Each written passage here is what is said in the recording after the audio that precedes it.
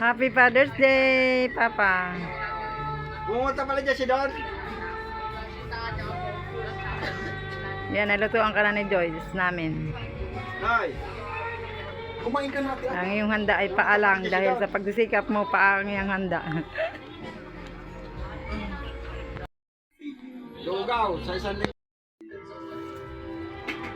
Thank you sa na binibigyan niyo sa amin. Thank you very much.